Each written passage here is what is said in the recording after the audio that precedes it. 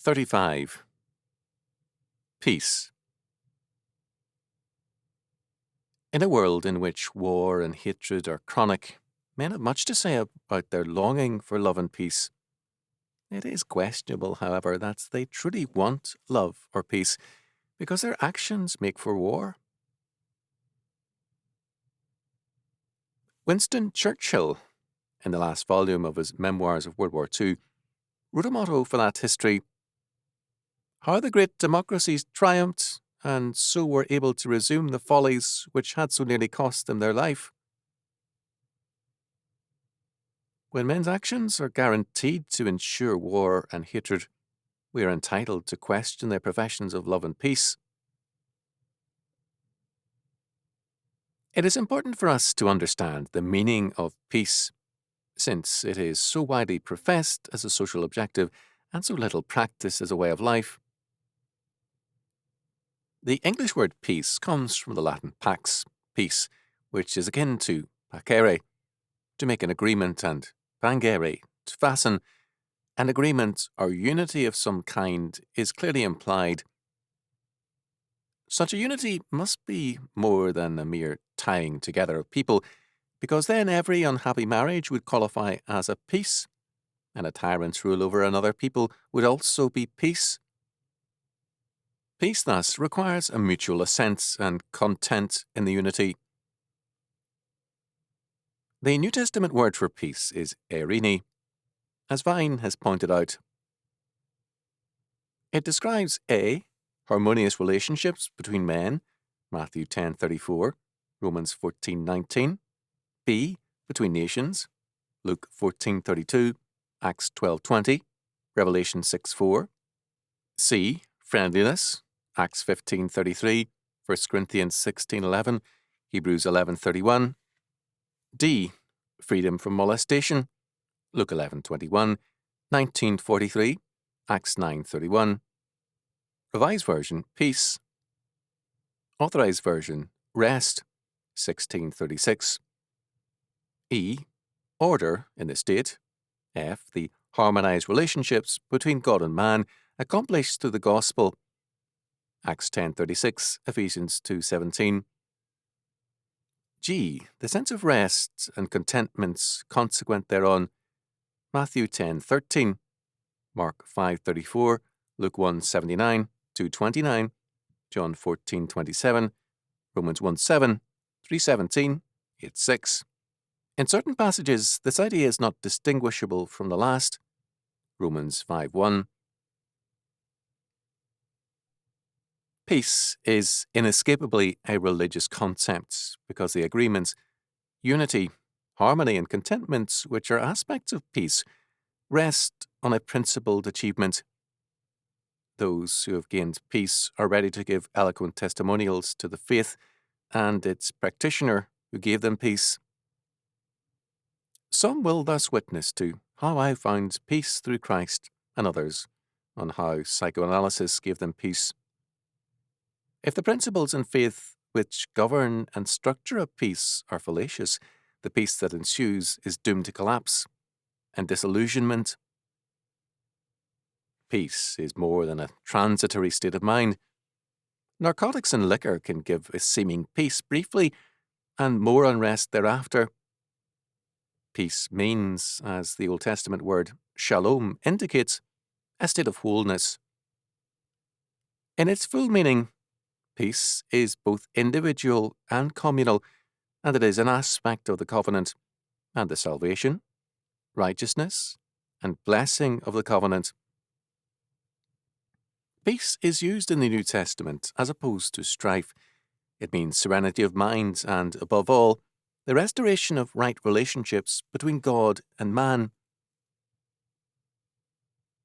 St. Paul uses peace in this sense when he speaks of the fact that, being justified by faith, we have peace with God through our Lord Jesus Christ. Romans 5:1. Because Christ has made atonement for our sins, we have a right relationship with God. This right relationship means restoration into our intended status in Eden, to be God's people and to exercise dominion under Him, to obey his law word in our everyday affairs, and to live in all things by God's every word. Matthew 4:4. Peace in the New Testament rests on the Old Testament meaning of wholeness, prosperity, well-being, good of any kind. This is its primary meaning.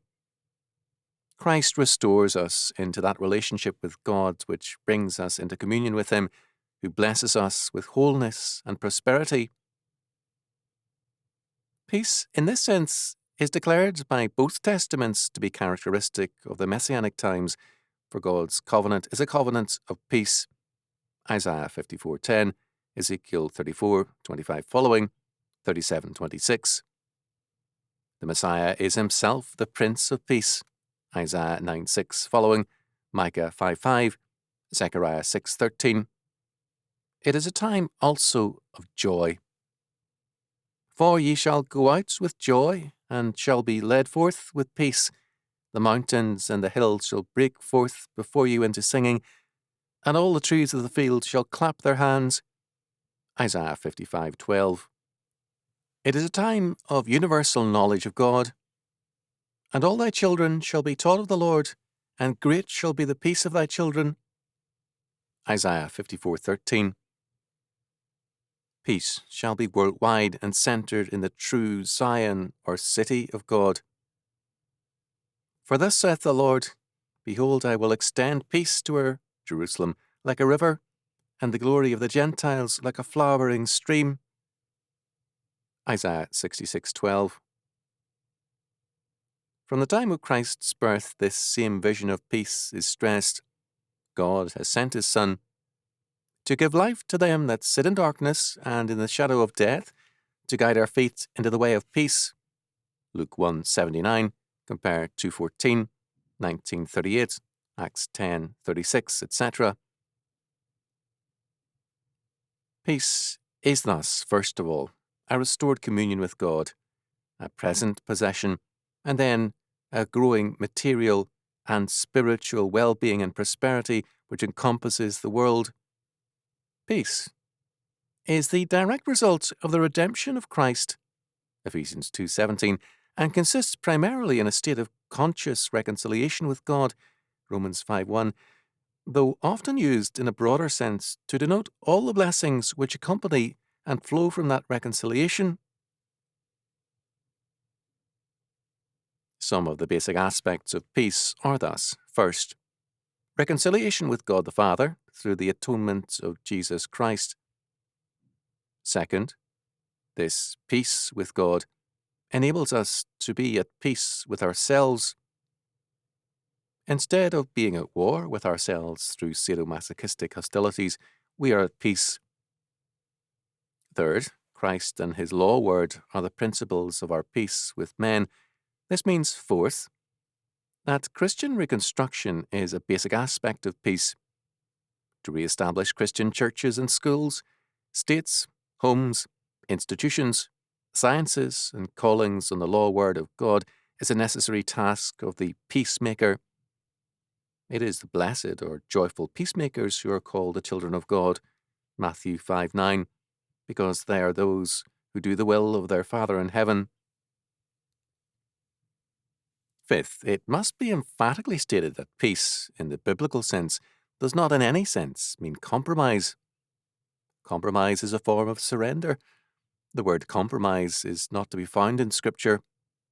Peace, rather, is akin to power, and is an aspect of the manifestation of God's power unto salvation and victory. Frederick Douglass once observed that power concedes nothing.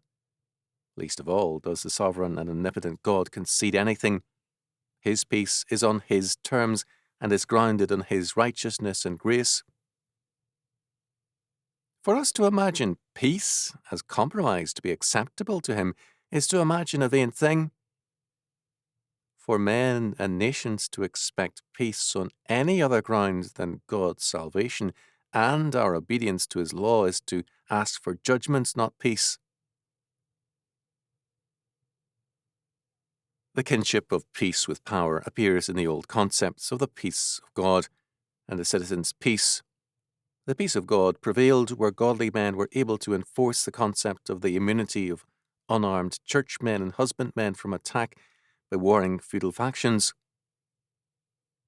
This peace prevailed where faith was sufficiently strong to enforce it morally. Related to this was the truce of God, which limited the days of warfare. The subject's peace meant his immunity on his land from the contention of others. The king's peace meant that the protection and sanctity of the king's house and servants was extended to all peaceable subjects, so that peace and justice were the common property of all. The king's peace functioned admirably when the king's power was great, not otherwise. Power and peace are coordinate, not separate. The pacifist fallacy, which sees the hope for peace in a renunciation of power, is an implicit denial of peace. Peace is thus more than an emotional state. It is also not to be confused with silence. The Greek is a word for peace as silence, sigao, to hold one's peace, and it is used only in that sense in the New Testament. Peace, irene, is very different. It is not silence, nor is it merely an emotional state. When Christ spoke of peace at the Last Supper, it was after he promised the coming of the Comforter or Advocate. Then he declared, "Peace I leave with you, my peace I give unto you. Not as the world giveth, give I unto you. Let not your heart be troubled, neither let it be afraid." John 14:27. In commanding his people to be neither troubled nor afraid, our Lord was not advocating positive thinking or psychological self-help. He was assuring them of peace in a troubled world precisely because all power was his. Matthew 28:18. As a result, his people have the assurance of peace because Christ absolutely rules and reigns over all things. As he declared, "These things I have spoken unto you, that in me ye might have peace. In the world ye shall have tribulation, but be of good cheer. I have overcome the world." John 16:33. Christ's peace is thus grounded in Christ's victory.